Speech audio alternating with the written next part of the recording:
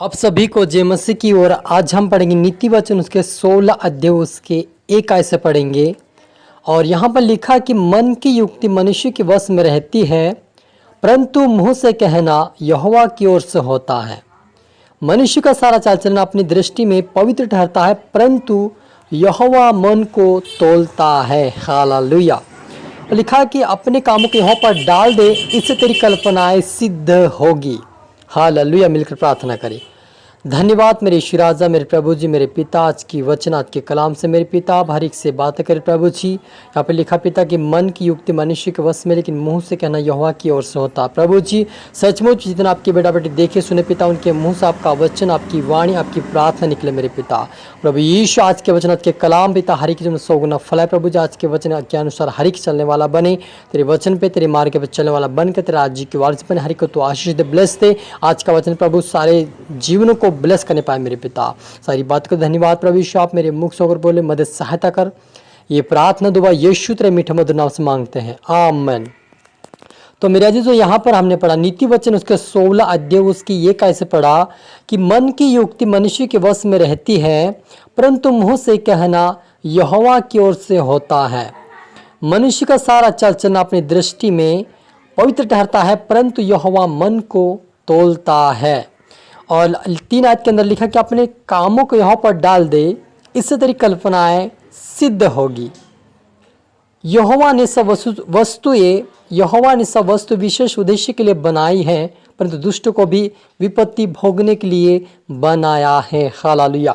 मेरे जी यहाँ पर जो मेन पॉइंट है, मनुष्य का सारा चाल चलन अपनी दृष्टि में पवित्र ठहरता है, परंतु यहोवा मन को तोलता है। सच मेरे जो हमें लगता है कि मैं पवित्र हूँ, मैं सच्चाई पे चल रहा हूँ, मैं अच्छाई पे चल रहा हूँ, मैं सब कुछ सही कर रहा हूँ, लेकिन आपके मन में यदि कोई ऐसे विचार, कोई सोच हो जो आपको बार बार आते हैं और आपके जीवन को पाप की ओर ले जाता है, तो आप इन विचारों को प्रभु से कहें कि मुझसे ये विचारों को दूर कर दे, क्योंकि हमारा जो पवित्र चाल चलन हम समझ रहे हैं, इन विचारों के कारण हम पाप में जा रहे हैं और हमारा जीवन क्या है, पाप में पड़ा हुआ है। और इसी पाप से निकालने के परमेश्वर कहता कि मैं तेरी सहायता करूंगा।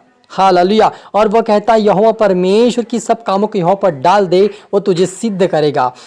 आपके जीवन में कोई बुरे विचार, बुरे ख्याल हो, यहोवा को कहे, यहोवा आपकी उन विचारों को दूर करेगा। आपके जीवन में कोई ऐसा काम हो जो आपको बार बार पाप करवाता है, तो वो भी यहोवा के ऊपर डाल दे, यहोवा सिद्ध करेगा। क्योंकि हम सारी चिंता किस पर डालें, यहोवा पर डाले। यहोवा हमें अपनी पवित्र आत्मा की द्वारा सिखाएगा, समझाएगा, अपने मार्ग पर चलाएगा और आशीष के कारण हमें बनाएगा। हालेलुया। फिर लिखा है यहोवा ने सब वस्तु विशेष उद्देश्य के लिए बनाए, परंतु दुष्टों को भी विपत्ति भोगने के लिए बनाया। परमेश्वर कहते हैं कि हर एक वस्तु, चाहे मनुष्य हो, चाहे जीव हो, चाहे जंतु हो, चाहे पक्षी हो, चाहे रेंगने वाले जंतु, चाहे जल प्राणी हो, हर एक को परमेश्वर हर एक को अपनी उद्देश्य के लिए बनाया है। कहीं ना कहीं उसका उद्देश्य उसके पीछे है, लेकिन दुष्ट अगर मन नहीं फिरा रहा है, दुष्ट प्रभु के पीछे नहीं चल रहा, उसके वचन पर ध्यान नहीं दे रहा है, तो वो भी एक दिन विपत्ति को भोगेगा।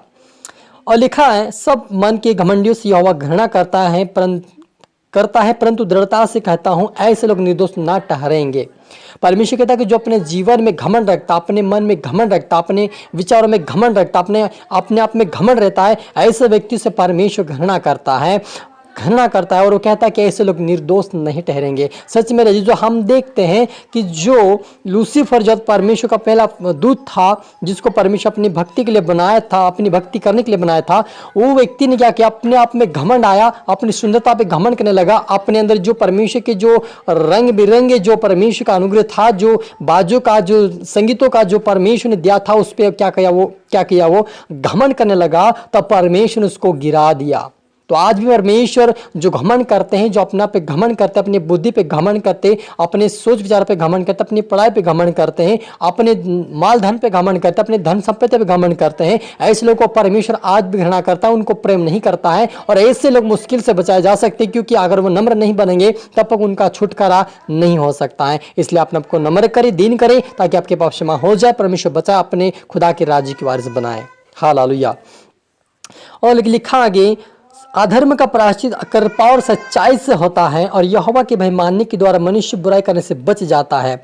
हमारा जो अधर्म है, हमारे अधर्म को हमें दूर करने के लिए आत्मा और सच्चाई और कृपा से परमेश्वर की आराधना भक्ति करें, ताकि हमारा जो अधर्म है वो धर्म के रूप में बदल जाए। क्योंकि हमारा अधर्म क्या है? पाप का जीवन, बुराई का जीवन, झगड़े का जीवन, शारीरिक का जीवन, अपनी इच्छा का जीवन, मनमानी का जीवन जो हम जी रहे थे, उस अधर्म से बाहर आने के लिए हमें परमेश्वर की आराधना आत्मा और सच्चाई से करें, तभी वो उन पाप और बुराई से हमें बाहर निकालेगा। हालेलुया। ऐसे जो मन से कहते हैं मैं विश्वास करता हूँ, ऐसे लोगों को वो नहीं निकालता, लेकिन जो आत्मा और सच्चाई से उसकी आराधना, उसकी भक्ति करते हैं, ऐसे लोगों को परमेश्वर उन पापों से बाहर निकालकर अपने मार्ग पे चलाता है। और यहोवा परमेश्वर कहता है कि बुराई और यहोवा के भय मानने के द्वारा मनुष्य बुराई करने से बच जाते हैं। और वह क्या करता है? अपने जीवन में यहोवा का भय मानता है, यहोवा को अपना उद्धारकर्ता मानता है, यहोवा को अपना चरवाहा मानता है, उसे परमेश्वर क्या करता है? वो बुराई करने से बच जाता है, क्योंकि वह यहोवा पर ध्यान देता है, यहोवा के वचन पे ध्यान देता है। ऐसे लोगों को परमेश्वर बुराई से, पाप से उनको बचाकर अपने राज्य के एक दिन वारिस बनाएगा।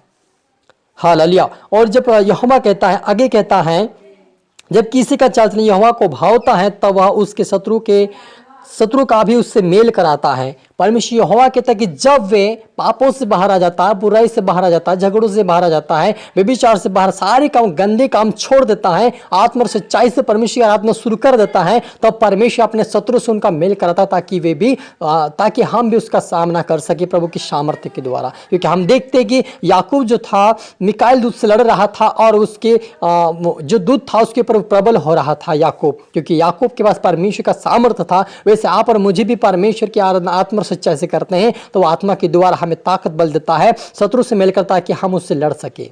और यहोवा हमारे उससे लड़कर उस शत्रु को लज्जित करेगा और हमें जयवंता दिलाकर परमेश्वर अपने राज्य की वारिस बनाएगा। तो इसलिए हमें अपने मन की युक्ति परमेश्वर के हाथ में दी और मुंह से कहना परमेश्वर की ओर से हो, ऐसा अपने मुंह से जबान निकाले और यहोवा से कहे कि मेरे मुंह पे लगाम लगा, ताकि मैं अच्छा बोलूं, अच्छा सोचूं, दूसरे के लिए आशीष बनूं। ऐसे मदद सहायता कर प्रभु यीशु करके हमें प्रार्थना करना है। हालेलुया। मिलकर प्रार्थना करें।